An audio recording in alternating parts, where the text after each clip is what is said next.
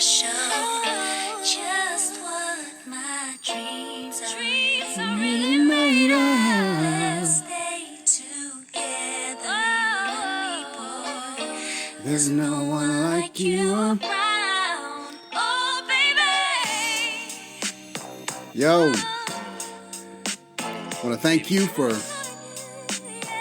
checking out another podcast of We Ain't Scared Talk, There's a storm. where we ain't scared. Yeah. My name is A1, I can't really explain it. I'm so into you now. and I wanna be more than a friend of you now. When they ask, I heard this song baby girl in the interviews now. When I again a couple days ago, and there's no reason to have a friend or two now. it's basically an earworm. Has nothing at all to do with what we're going to be talking about. But girl, I'ma do whatever just to But keep a grin on you now. just put you in a certain mood. What you think about hairlines on the skin of you now? Why wouldn't I want to And send you down? I just wanted to open up with a little smoothness. Okay? Hope you guys had a good work end as usual. I'm so into you. Really like what you done to me. All right, we're going to turn this down a little bit. And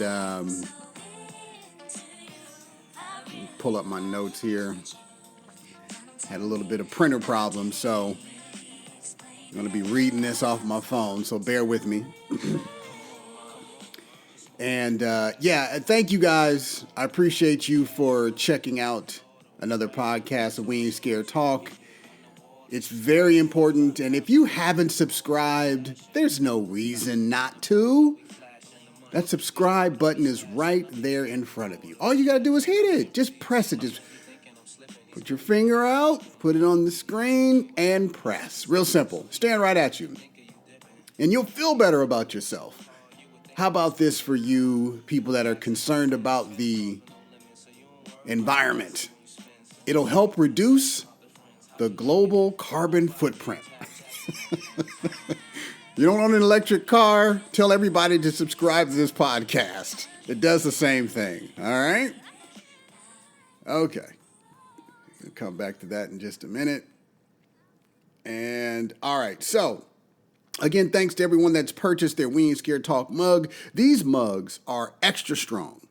And especially during Black History Month that we just celebrated. I'm going to say Black History Year, because to reduce 400 years of our oppression and contributions to this country is very small, very minor. And then, look, these mugs will also keep you from being closed-minded, and they will help eradicate racism and oppression. What's not to love? So for those non-Black people listening that want to know what they can do to eradicate racism, all you got to do is buy a We Ain't Scared Talk mug. And when people see it, they will ask you, what is that? And you can go into detail. That's called a layup, people. Okay, let's go ahead and jump in. This podcast right here, man, this is going to be extra special. And we're going to dig beneath some of the layers buried deep inside of the Black community that even the Black community may not be aware exists, but that is definitely there.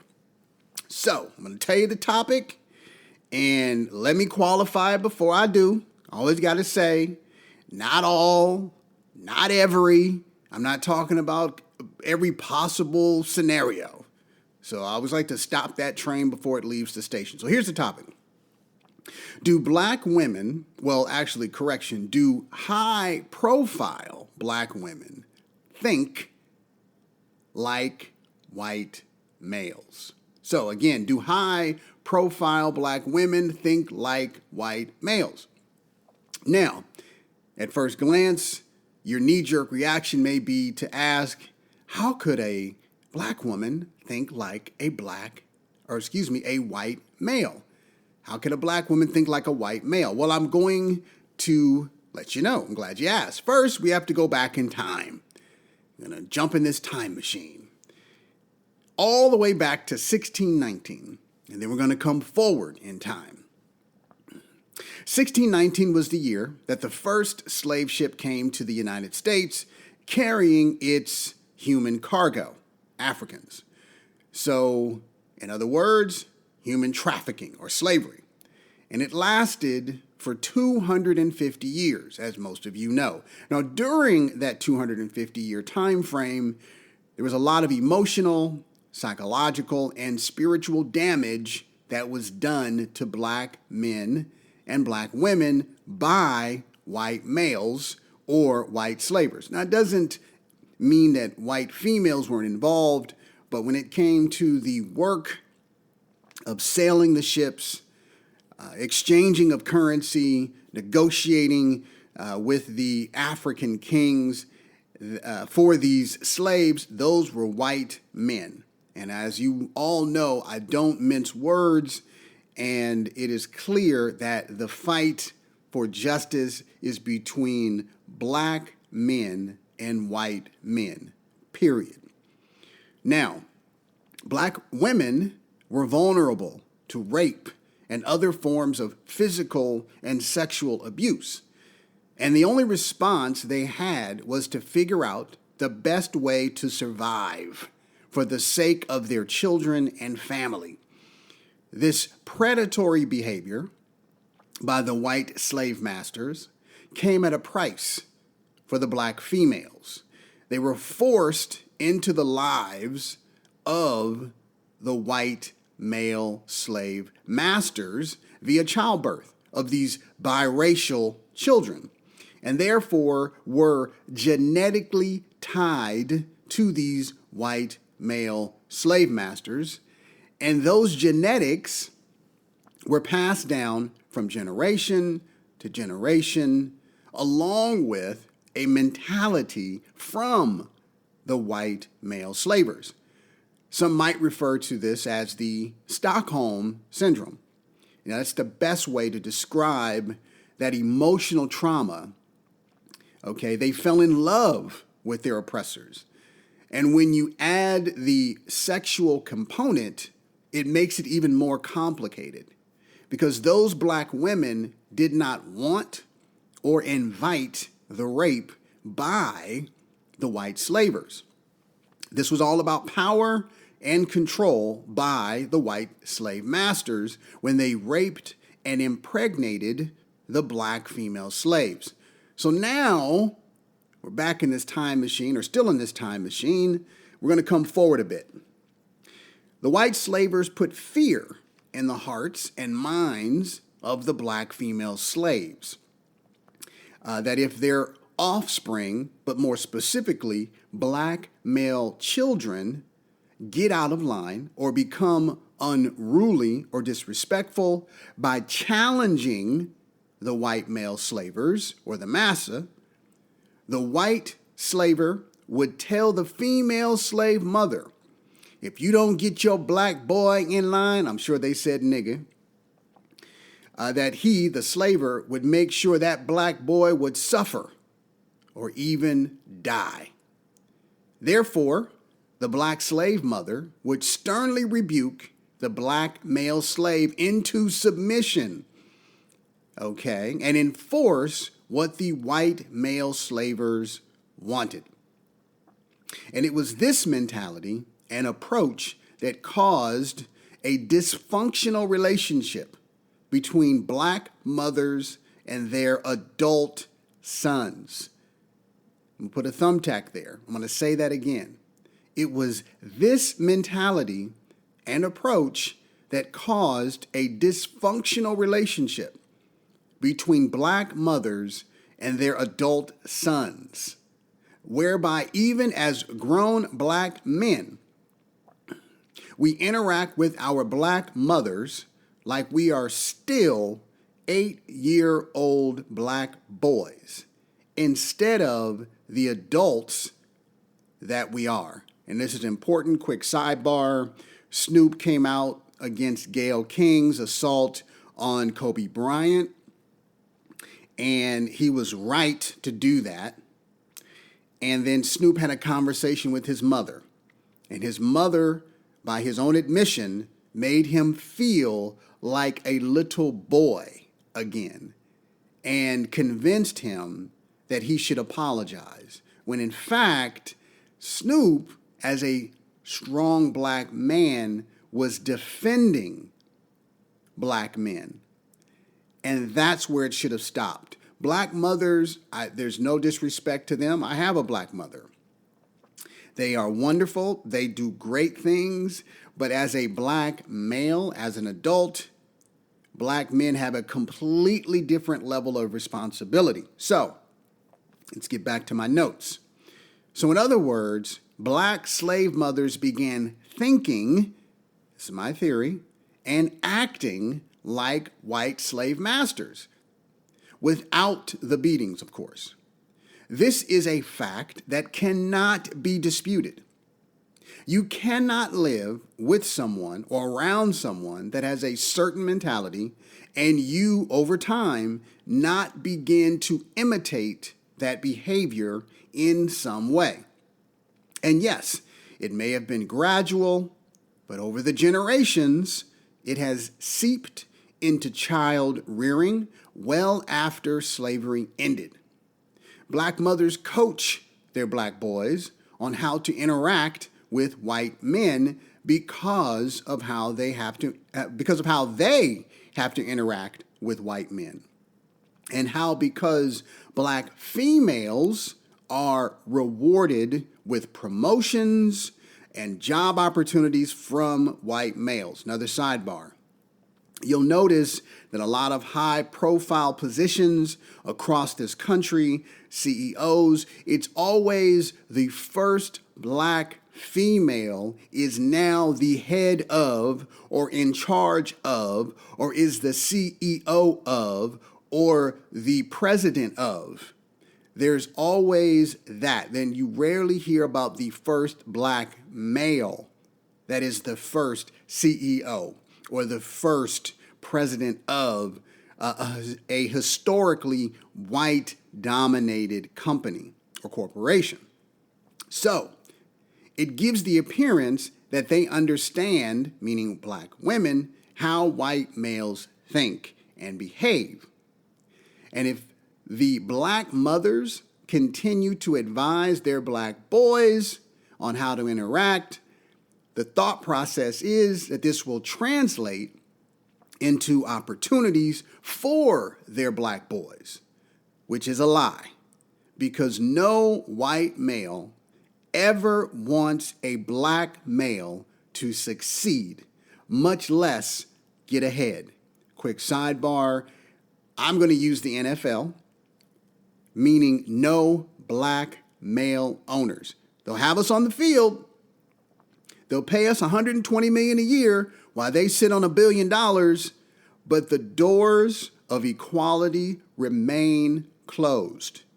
Now, on that, off notes here, maybe a black female billionaire needs to apply to own an NFL team. Maybe then we'll get in. Something to think about. Black females are experiencing a lot of success, as I have alluded to already, in corporate America. They're the most educated group in America. And who is rewarding them with these opportunities? White males. And when someone rewards you with an opportunity, this is natural human instinct. Okay?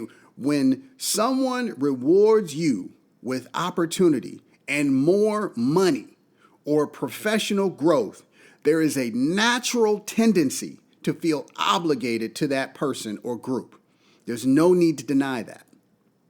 So there's a sense of quasi-loyalty that emerges, that comes into direct conflict with your racial group.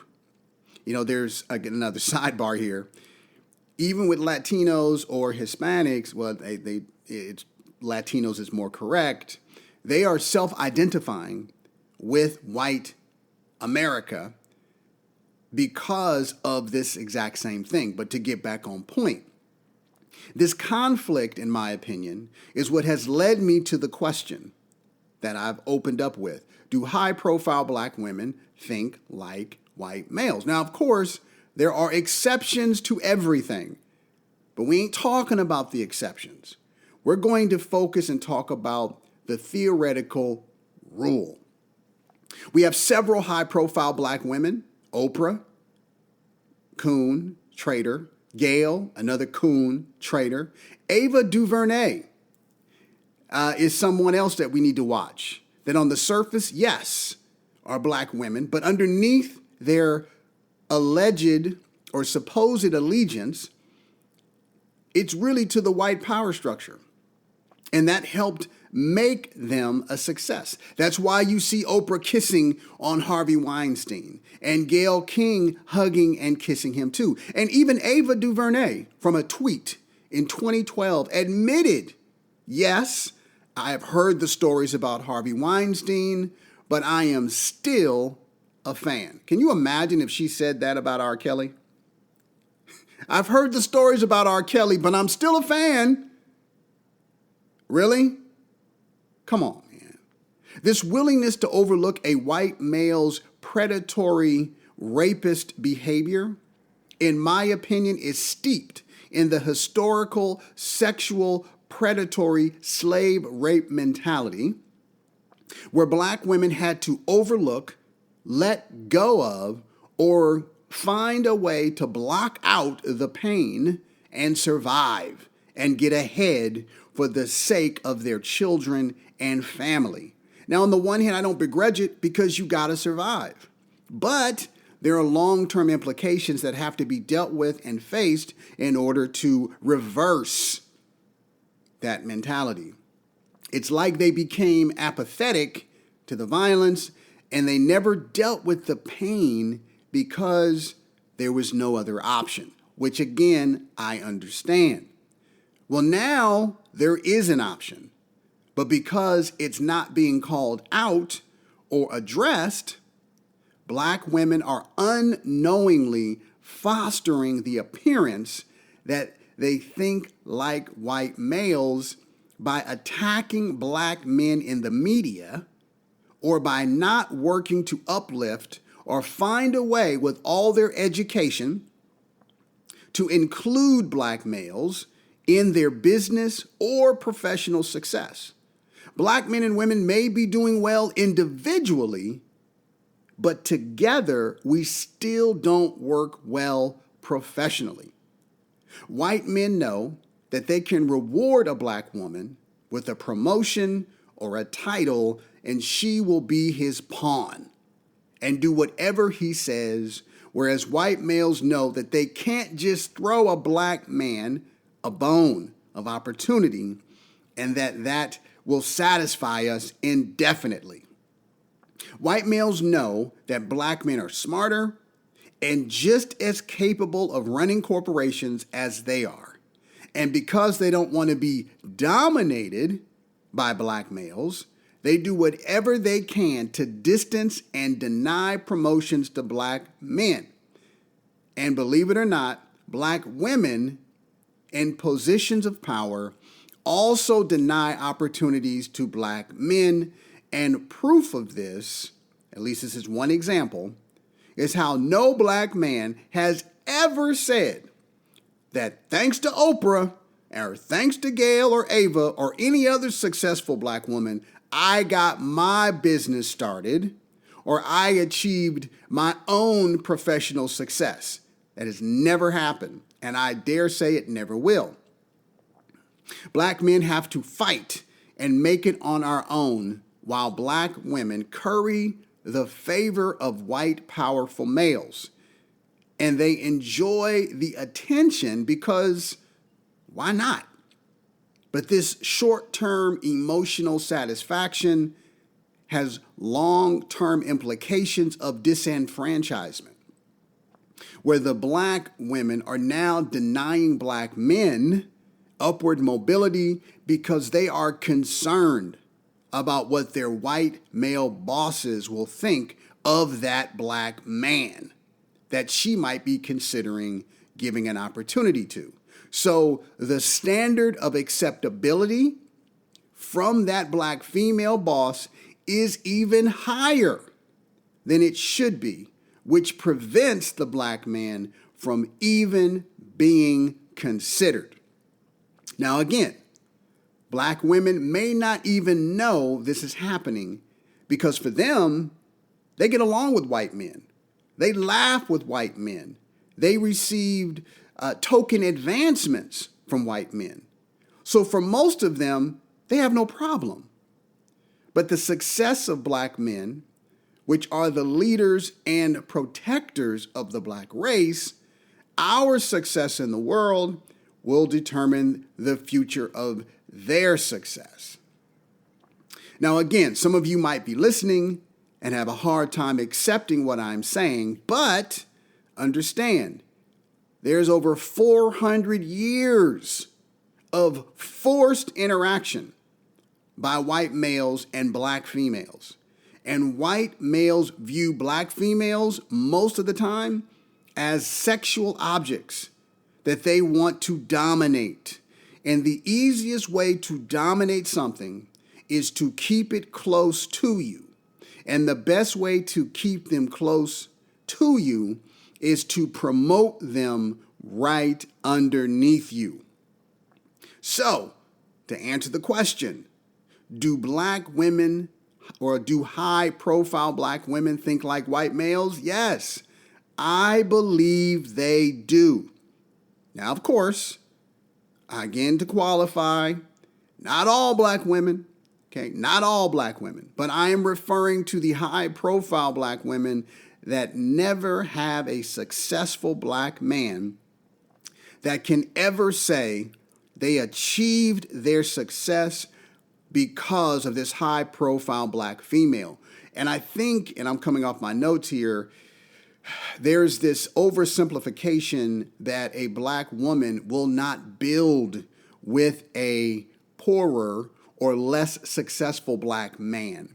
But a black man will meet a less successful black female and build with her, sacrifice with her. So there's a lot of debate in that area. I'm sure there's some women that listening, black women, like, no, that's not true, A1. When I met my man, he didn't have anything. Look, God bless you. But again, I'm talking about more the exception. I'm not talking about the exception. I'm talking about the rule. Okay? So something to think about. Now, as always, I'm sure you have your own thoughts on this topic. And as always, that's good. Keep the conversation going. It's important, and we have to deal with these things. And you may not have even thought about it, but now you have that opportunity. So please do. Send me your thoughts on social media. So I want to thank you for checking out another podcast of We Ain't Scared Talk. My name is A1, and you got some good food for thought. Listen again. Tell a friend. We ain't scared. You're truly something special. Had to bring it back. My dreams are really Made up. stay together. Oh, there's no one like you around. Oh, baby. Yeah. All right. Again, thank you for checking out another podcast. And There's a storm. enjoy your day. Yeah. Oh. I can't really explain it. I'm so into you now. I wanna be more than a friend of you now. When they ask,